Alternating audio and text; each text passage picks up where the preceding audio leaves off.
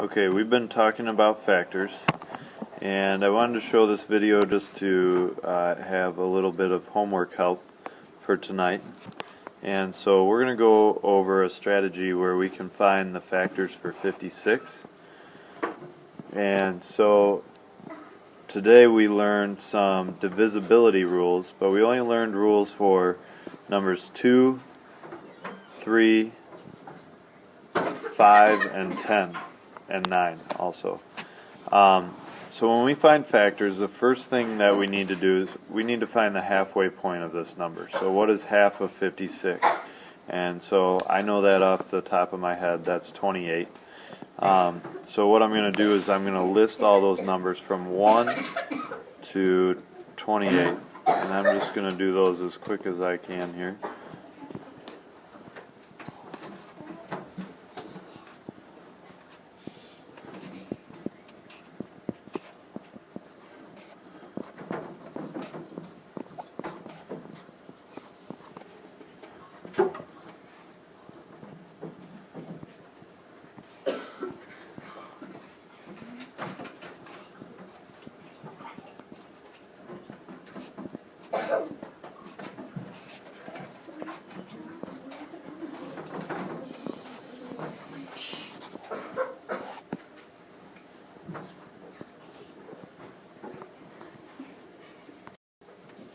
So that looks like a lot of numbers there, but it really it won't take that long at all.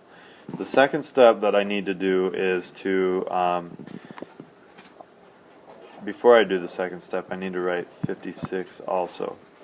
So the second step is I need to check all of these numbers. And so the first one I'm going to check is I always know that 1 is always a factor of a number, and 1 and that number go together. So I know 1 times 56, and those two are factors. The next one I'm going to check, and the kids know a divisibility rule for 2, and is 2 a factor of 56? If the last digit is even, then I know that 2 is a factor. So I know 2 is a factor because the last digit is even for 56. But now I need to figure out what 2 is a factor with. Well, I said before that half of 56 is 28, so that means 2 times 28 equals 56. So 2 and 28 go together. The next one I'm going to check is 3. And so 3, the divisibility rule for 3 is if I add the two digits together, 5 and 6.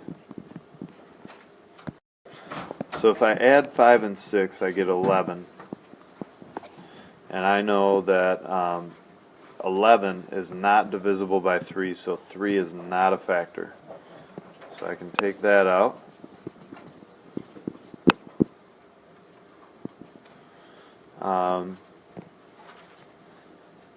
Then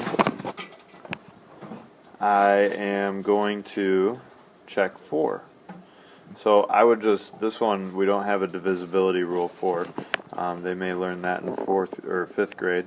But 4 I would check, I know that 4 times 12 is 48.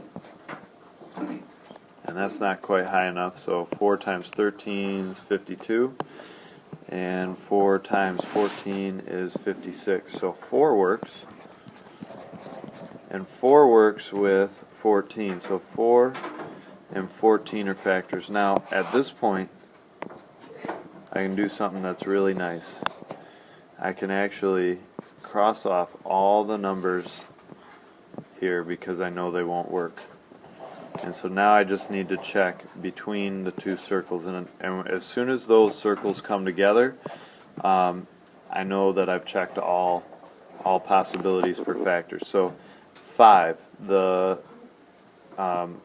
rule for 5 is if the number ends in a 5 or 0, then 5 is a factor. So 56 does not end in 5 or 0, so I know that's wrong. For 6, I'm just going to check that manually. So I know 6 times 10 is 60, so that's too high. If I try 6 times 9, that's 54, so 6 does not work. But 7, I know that 7 times 8 is 56. So right there, those circles come together, and I know that these numbers don't work, so I don't need to test them. And since the circles came together, I know that I found all the factors, and my last step here is I'm going to list them in order: 1, 2, 4, 7, 8, 14, 28, and 56. So hopefully this helps.